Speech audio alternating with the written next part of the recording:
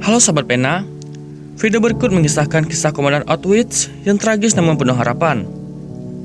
Setelah dijatuhi hukuman mati oleh Mahkamah Agung Nasional di Polandia, Horst digantung pada tanggal 16 April 1974. Keadilan ditegakkan menurut hukum manusia. Apapun keadilan lebih lanjut yang dihadapi Horst di akhirat, dan Tuhan adalah hakim yang adil. Dia menunjukkan pertobatan di akhir hidupnya dan meninggal dengan harapan dia akan merasakan belas kasih Tuhan. Lahir dari keluarga Katolik yang taat di kota Spee, Jerman, Bande-Bande pada 25 November 1901. Horst dibaptis saat masih bayi. Dia melihat gereja dari dekat saat dia tumbuh dewasa. Para imam sering menjadi tamu di rumahnya.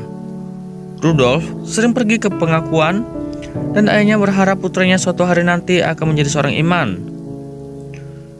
Namun pengalaman masa kanak-kanak meninggalkan kecurigaan yang mendalam terhadap para imam, dan akhirnya menyebabkan dia meninggalkan gereja. Saat dia bergegas ke sekolah bersama teman-teman sekelasnya, ia tidak sengaja mendorong anak laki-laki lain menyebabkan pergelangan kakinya patah. Rudolf pun dihukum. Sadar seperti biasa, dia menyebutkan pelanggarannya dalam pengakuan. Dia tidak melapor kejadian itu ke rumah kepada ayah dan ibunya. Pada malamnya, bapak pengakuan Pastor Huges, yang juga seorang teman baik ayahnya, mengunjungi keluarga itu. Dan keesokan harinya, Rudolf dimarahi dan menghukumnya karena tidak segera melapor kejadian pendorongan itu. Karena telepon rumah rusak, tidak ada pengunjung lain, dan tidak ada teman sekelasnya yang tinggal di lingkungan mereka, Rudolf menyimpulkan bahwa imam itu pasti telah membuka segel pengakuan dosa. Imam saya pada pengakuan kudus imamat hancur, dan keraguan mulai muncul dalam diri saya, tulis Rudolf.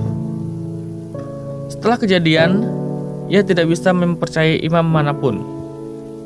Ia mengubah bapak pengakuan dan segera berhenti mengaku sama sekali. Pada tahun 1992, dia bergabung dengan Partai Nazi.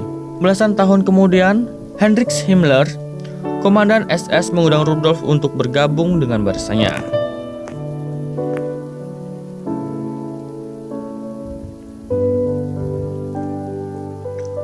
Rudolf menghormati Himmler dan menganggap apapun yang dikatakan sebagai Injil.